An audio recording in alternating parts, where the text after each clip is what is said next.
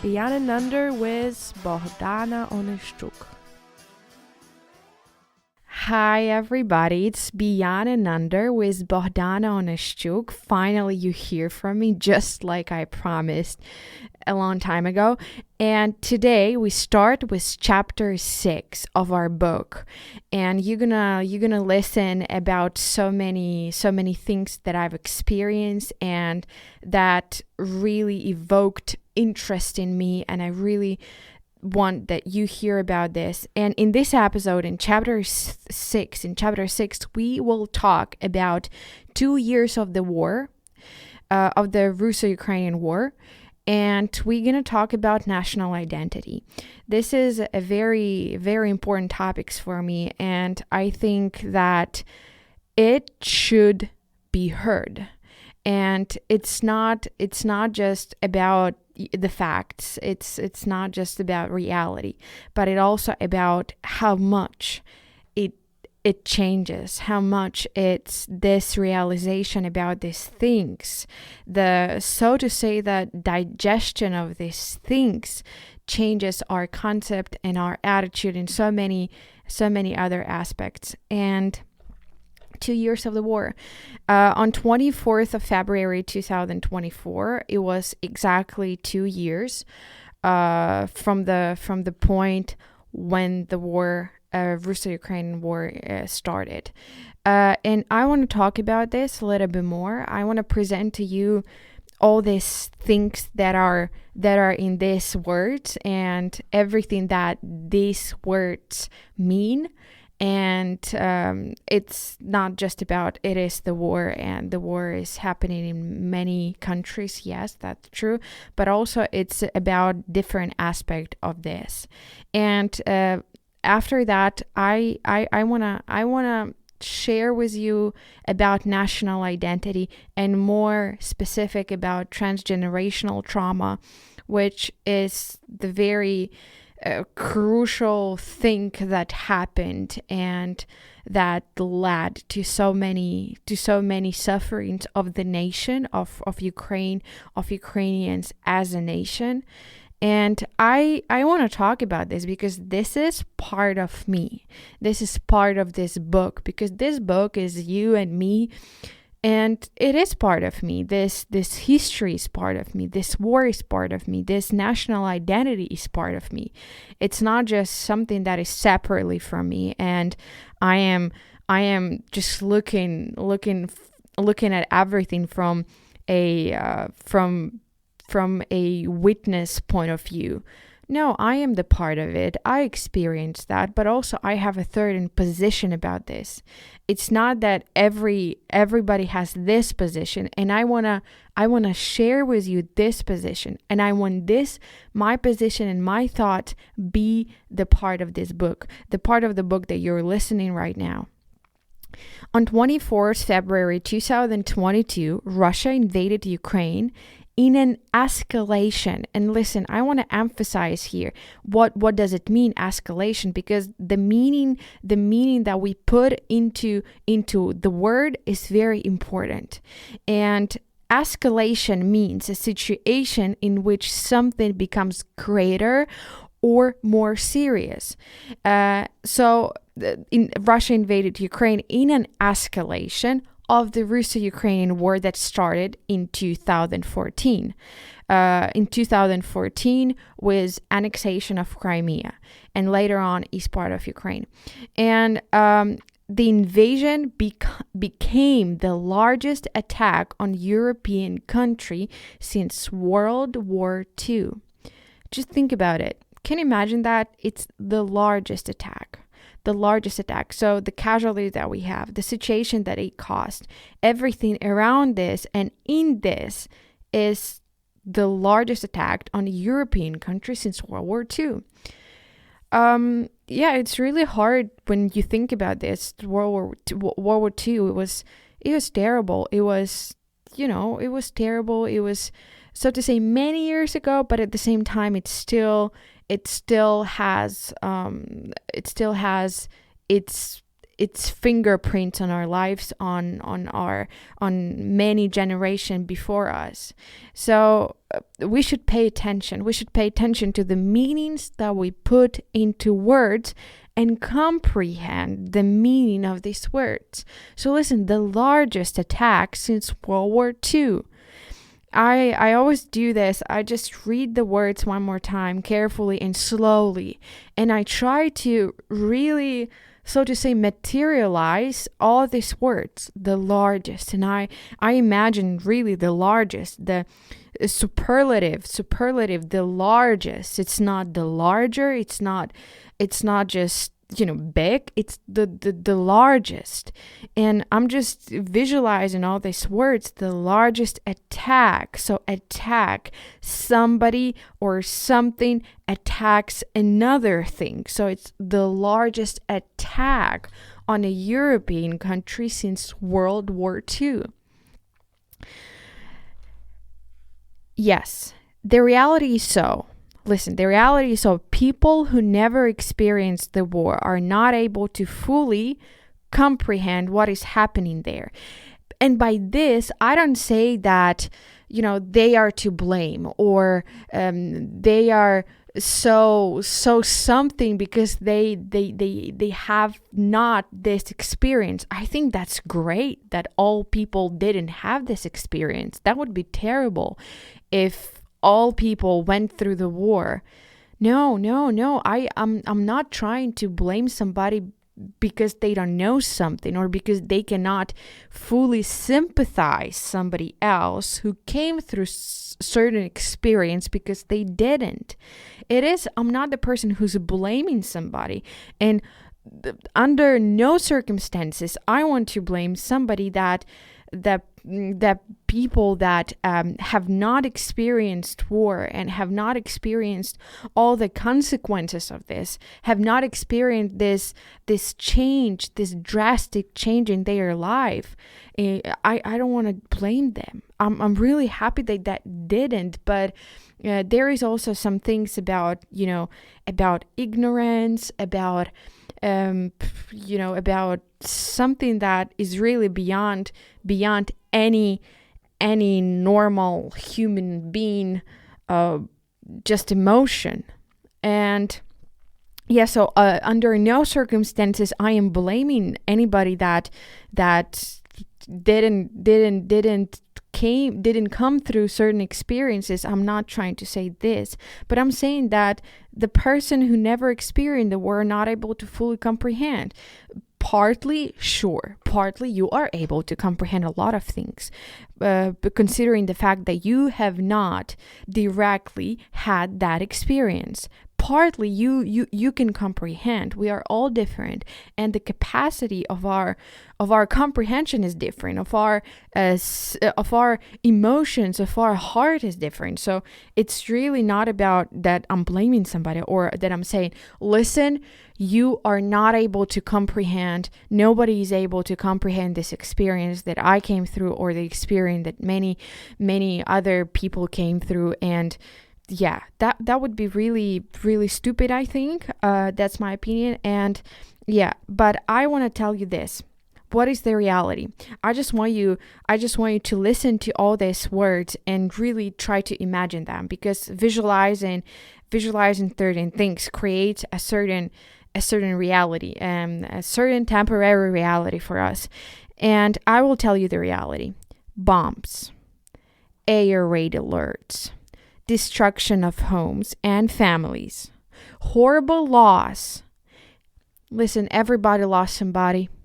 This is true. Everybody lost somebody. It's somebody lost the father, the brother, the mother, the sister, the uncle, the aunt, the so many other things. I'm really at loss right now because all these words, but everybody lost somebody, and so horrible loss. It's horrible loss when you can lose your home, and it's terrible, but then you can find another home. Maybe if you work on this and if you really try to heal, you will find another home. But if you lost a person, it's harder. I don't say it's impossible, because it's possible, but it's so hard to heal from that.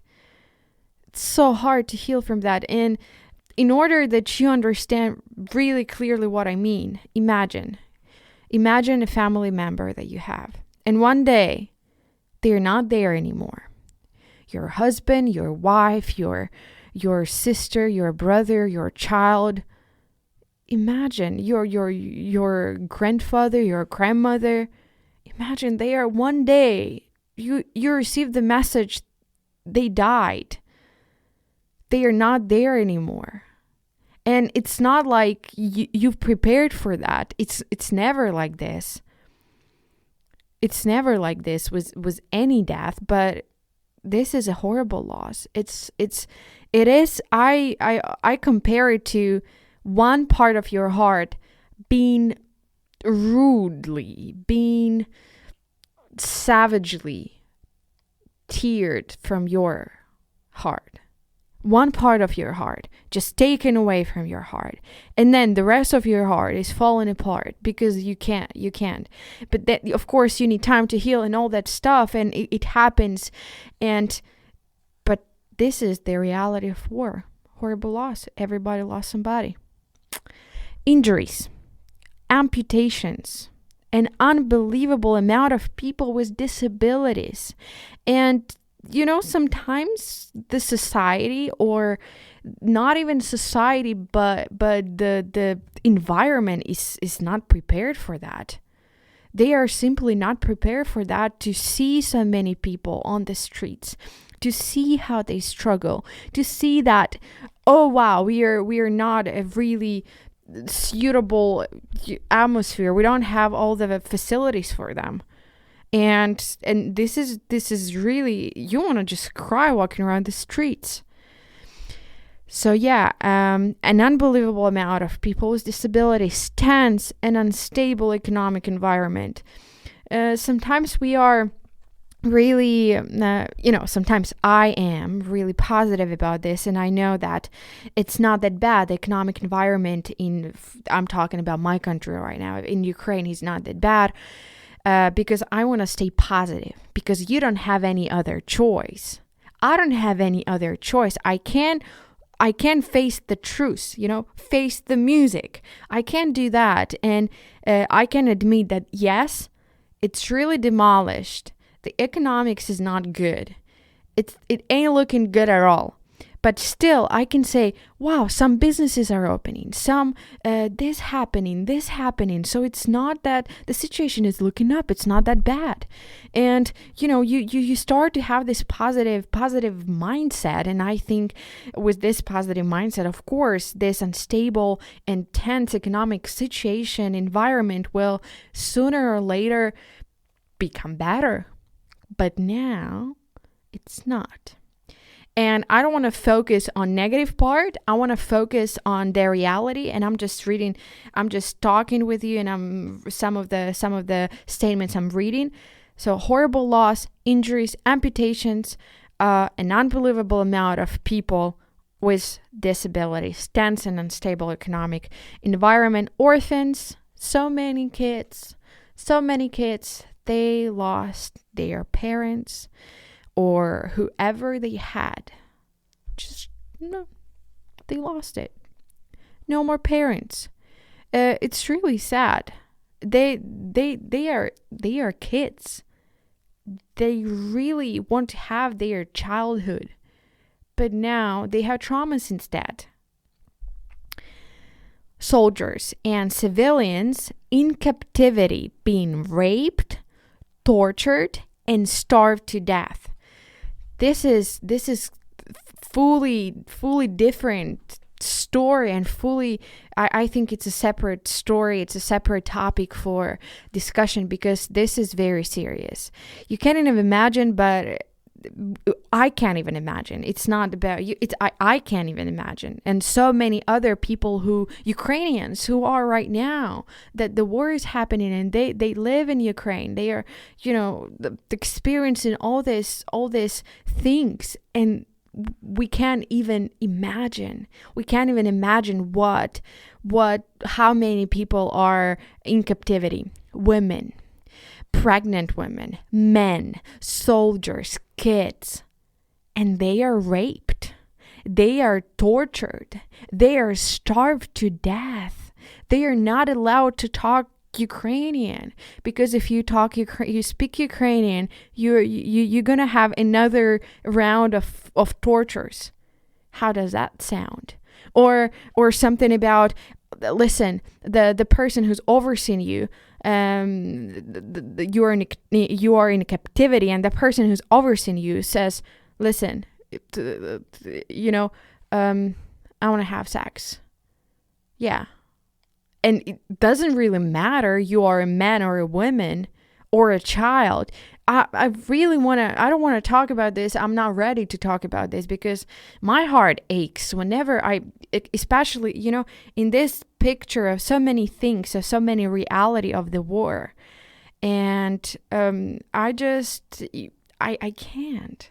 This specific topic about so many people, soldiers, civilians, and all different categories of people are there in captivity. And what are being made with them? What is happening with them? All the terrible things that you can ever imagine.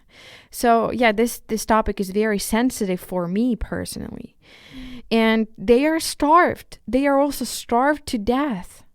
And there are also many other things, but they are simply too painful and bitter to fit on the paper. I really think so. Yeah, too painful, too bitter to fit on the paper. Even the last one about captivity, I can't. I was doubting whether I should or not even mention that, because when I mention that, I have this, my heart aches. My heart aches, and this is my reaction. I can't help to feel what I feel. I wanna go on about another thing that happened in the terms of Russo-Ukrainian war. Ukraine rejected Pope Francis' call to raise the white flag. Listen, raise the white flag and hold negotiations with Russia, saying that Kyiv will never surrender. Our flag is a yellow and blue one. This is the flag by which we'll live, die, and prevail. We shall never raise any other flags. Ukraine's foreign minister Dmytro Kuleba wrote on social media. That's I think that's a decent answer to Pope Francis' call to raise the white flag.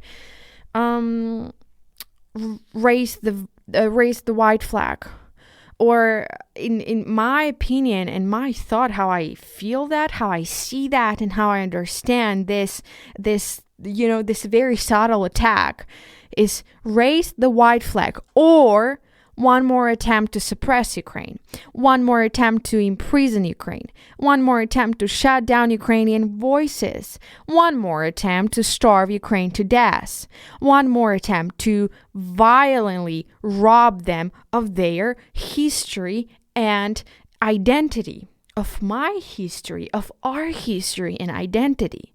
Religion has long been a place for political propaganda. That's not something new.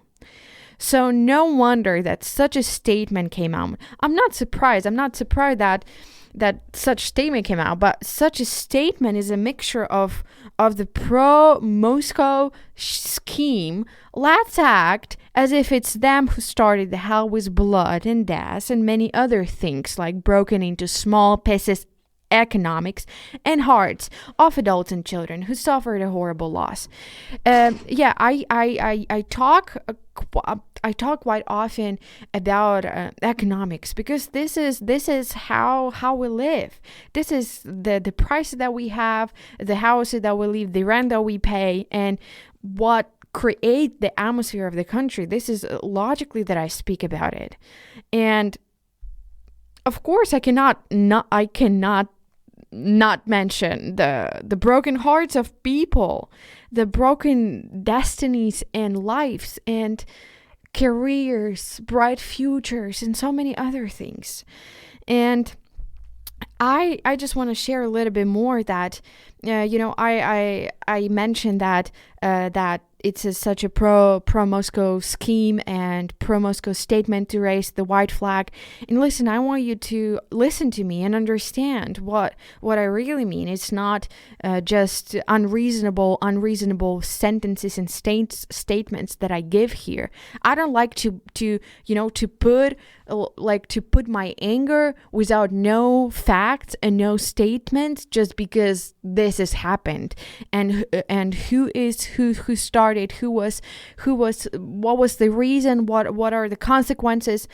I don't really do this, so that's why I prepared quite a research about history, and I really love Ukrainian history, and that's why I decided that it's really nice to have the chapter of our book dedicated to this, because this is the part of me, and I can't help but to talk about identity, about history, about Ukrainian, about culture, and about my passions as well. It's not just political things, but also individual growth and development as well. And I really wish that everybody, each of you will find a response inside of them for whatever I'm sharing here, whatever I'm preparing, whatever I'm working for. And listen, it's a small note from me. It's not about being perfect, because from the very beginning, I wanted to create something perfect. I wanted to create a really nice podcast. I wanted to create a nice radio program, and I wanted to shine. I wanted to share with people. I wanted to have so many people that really admire and listen to my program. But sometimes it's not like this. And in the process, it's really interesting how the process was. I started with one idea, but it was not working out, and I decided to really flow as I am and to be as I am, and start talking about literature, writing, Ukrainian, and now about history. And we will keep talking about all this thing together. And I really hope that all that together makes sense for you, because I like logic. I like structure of things. It's not just randomly talking about something. And if you feel like this is about randomly talking about something, then please be patient with me. I'm getting better. I'm learning just like everybody. Yeah. Now talking about white flag, raise the white flag. And from the nonsensical lies of Moscovia, Ukraine, there are a list of lies that Russia, I call it Moscow, Russia created. There is, among all these lies, there is one that really is so to say, the reason why it's all started. Because the war didn't start in 2014, believe me. It started in 16th century. And now I'm going to prove you why, and I'm going to share with you why.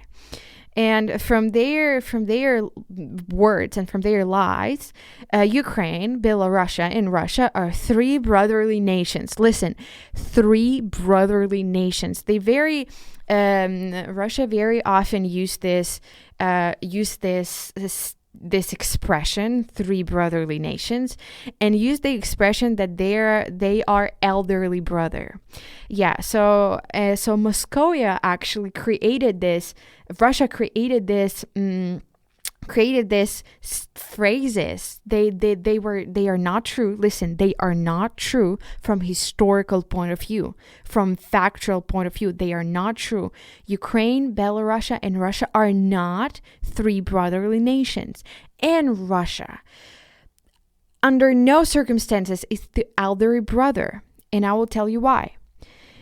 So the Russia made the whole world believe in this foolish, unreasonable lie.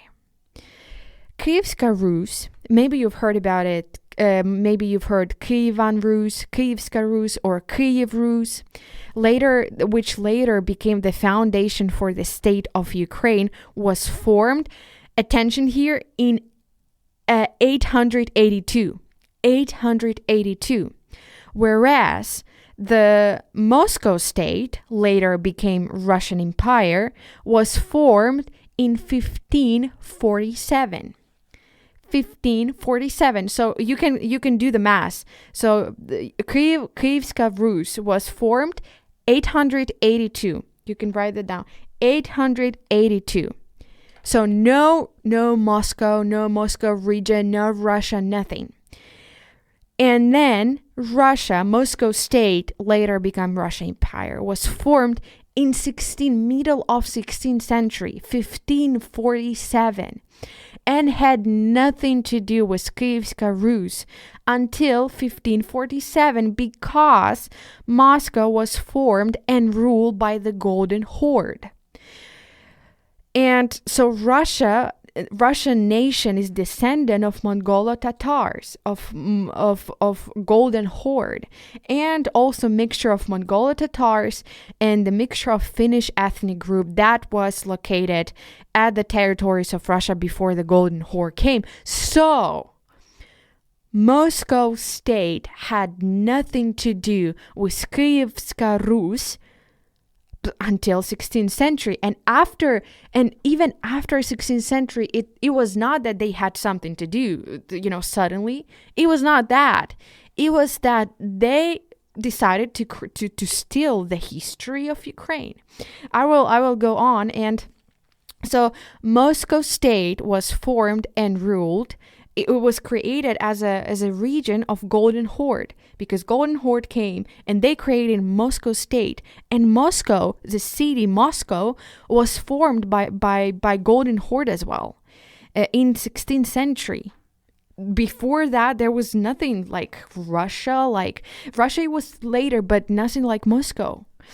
And so yes, Russian nation, I really want to be heard here. Russian nation is descendant of Mongol Tatars and Finnish ethnic group that located at the territories of Russia before the Golden Horde came. So the Moscow and later Russian Tsars realized. So Tsars were the person who were ruling Moscow state and later Russian Empire. So they realized that without a great past, it was impossible to create a great nation, a great empire. Yeah, so they decided to steal it. So to do this, they had to embellish their historical past and even appropriate someone else's.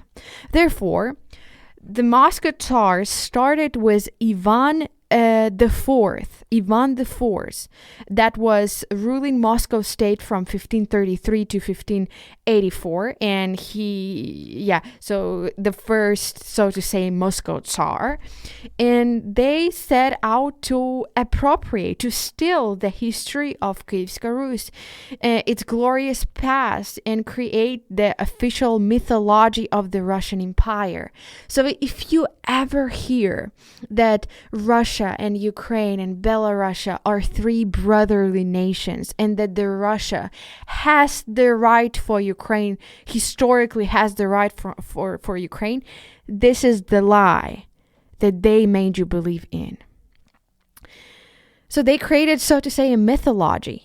The mythology of Russian Empire, of their great and glorious history, that had to do with Kyivska Rus. In fact, it had not. In fact, it had not.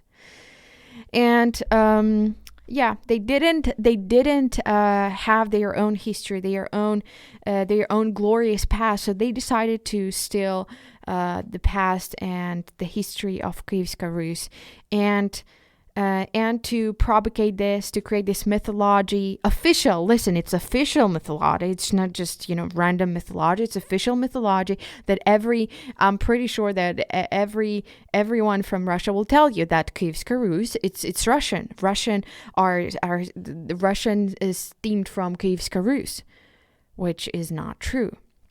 For centuries, especially since the beginning of the 16th century, it has been drummed into people's heads that the Russian state and the Russian people originate from the Grand Duchy of Kyiv. that Kyivska Rus is the cradle, listen, is the cradle of three brotherly nations, Russia, Russian, Ukrainian, and Belarusian, that Russian by the law of elder brotherhood. Listen to this nonsense. By the law of elder brotherhood. How come that the elder brotherhood was born more than 600 years later after Kyivska Rus was formed? Because as I mentioned already, I'm going to mention it many times because I want you to get the main point here. Kyivska Rus formed 882. It's three numbers. 882. Moscow state, not Russian Empire, just Moscow region that was under the Golden Horde was formed in 1847. So middle of 16th century. So how come that they are elder brotherhood? It's just such a mere lie, such a, I would say, arrogant lie and rude lie that they are drumming into people's heads, and I mean into all the world. Because I'm pretty sure that so many people think that, Ukraine is not a independent country, and how come they don't want to be with Russia together? They have such a similar language and history. Oh wait, we don't have a similar language. We don't have a similar history. And yeah, about language, I don't want to start on language today, but I want to start on history today, which I did already. I started. And so they, as by the law of elder brotherhood, as they think, have the right to the heritage of Kyivska Rus. No. This pathetic lie is still used by Russian historiography and Russian statesmen. It means that in Russian school, this lie is taught. So with all this history that actually led us to where we are now, then national identity comes into the game, because actually this is where it began. It didn't start in 2014 with Crimea, because suddenly we need Crimea, we need Ukrainian Crimea. It didn't start back then. It started in 16th century when they started the politics of stealing, of appropriating the history of Kyivska Rus to themselves, because they thought, as I already mentioned, we cannot create a powerful imperia without a very beautiful history, without glorious past. We cannot. So let's steal. Yes, and then, of course, national identity comes into the game. The nation that has been for centuries tortured and persecuted for its language, culture, and history, and impose undesired, strange, and foreign language, culture, and history develops a reflex, reaction, and trauma that flows through generations and reaches us. And what I'm talking about right now is that from 16th century, Russia started this politics of imposing their language, history, culture, banning in any case, in any forms, Ukrainian history, language, and culture. And with start from 16th century, later on through centuries up to 20th century, they were creating the laws that purpose that Ukrainian would be closer to Russian language. So they would say, no more this letter, because this is a very unique letter for Ukrainian alphabet and we don't have this letter. So no, don't use this letter. Or let's say we're not gonna use this Ukrainian words. Instead, we're gonna use very close, according to the sound, closely related Russian words. And that's what happened. And so when the people are tortured for centuries, persecuted for its language, culture, of course, later on, they have a reflex, they have trauma, they have reaction that flows through generation and reaches us reaches us as a nation. So over time, generations forget their language. They forget their culture and history because somewhere deep down they want to avoid the sufferings that their ancestors died from. Throughout the centuries, we had this phenomena that people who, for example, the Ukrainian writers, Ukrainian historians, they would be taken into captivity, into Russian captivity.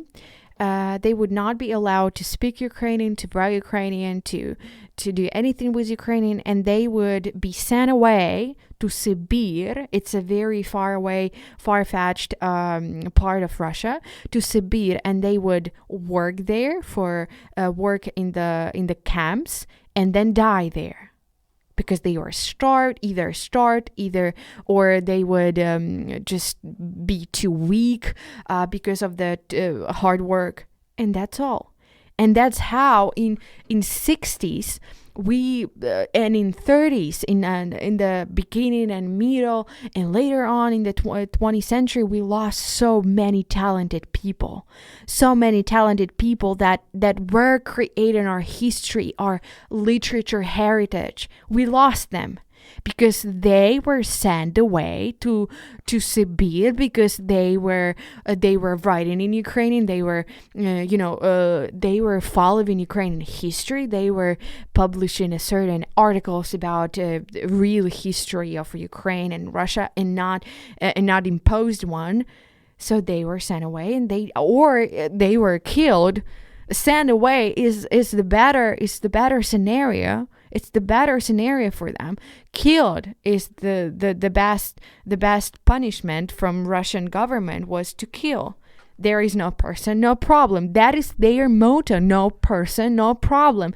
You can really look into the news and throughout the years, and some diplomats or some politician in Russia that were going against the wave, against the authority of one person, they disappeared because they were killed. No person, no problem. That is their motto for so many centuries. That is what they did with so many Ukrainians as well. And of course, after all these sufferings and all this death and all this difficulties, of course, the deep down, the next generations deep down, they forget, they are imposed something, and they forget, and then they want to avoid the sufferings that their ancestors died from. And this is called transgenerational trauma. And that is partly, not fully, partly that's why so many people in Ukraine speak Russian. And the war that Russia started many centuries ago, 16th century, remember, will not end up profitable for them at all, because now we are reunited. We are reunited with our national identity. Ukrainians are reunited with their national identity. We are remembering our roots. We are awakening. We are fighting, and national. According to me, and I'm pretty sure according to many other people, national identity is a crucial key to a strong nation. That is what we are doing now. Of course, I know you can contradict me by giving me some examples of economically developed and strong countries that are not that much focusing on national identity, or the people there are not very into their history, or etc. But I think it's very unique and it's very individual, but I still think so. And of course, there are always certain factors that create a certain environment, or a certain things, indicators, factors that make it possible for certain phenomena to happen. Yes, so to summarize a little bit, we talked about 2 years of the war in Ukraine, that actually now you know that it's actually not 2 years, and not from 2014, but from 16th century, the middle of 16th century. Now you know that the Kyivska Rus is not a descendant Kyivska Rus has nothing to do with Russia, with Russian Empire, with Moscow state, nothing at all. And the nonsensical lies about brotherly the elder brother, whatever. Sorry, I forgot how it was exactly. According to the elder brotherhood. Yeah, I did it. Yes. Elder brotherhood, and about 3 brotherly nations. This is a nonsense. So please be aware. Don't be ignorant. Read a little bit of history or listen to my podcast sometimes. And it's not entirely about history, but sometimes I'm really touching these topics because it's the part of me, and we are writing the book here. And I would be really grateful if you listen and really listen, not just hear and forget, but be aware of the history, just the facts, the history, how it was, and that the history that the Russia is imposing on the whole world about that they are descendants of Kyivska Rus, or that they have the part in Kyivska Rus, or that they have the something to do with Kyivska Rus. It's all lies, and they have actually nothing to do with it, because Kyivska Rus was formed as a prototype of Ukraine later on, was formed in 882, and Moscow state as a area in the Golden Horde was formed in 1547. Yeah, so how come the elder brother was born so late? Just simple logic and facts. If you do the math and just yeah. And also we talked about national identity and transgenerational trauma, which I find really important and crucial for any nation. But now I am talking in the context of Ukraine, and I happy that now, I'm happy something there are good sides, good aspects of all the terrible things that are happening, that now Ukrainians, they are uniting and they are reconsidering their identity. They are remembering their national identity, and they are building this core of their national identity that later on will become a very strong power that would lead us to the bright future. Yeah, if you have any suggestions or questions for our program, please let me know. So you can contact me. Contact me at email, which is Beyond&Under. Beyond&Under at gmail.com. And I would be really happy. It was Bohdana Onishchuk, Beyond&Under. Thank you so much. And here you will hear me as always. I never master my endings. And you will hear me in the next episode. Bye bye.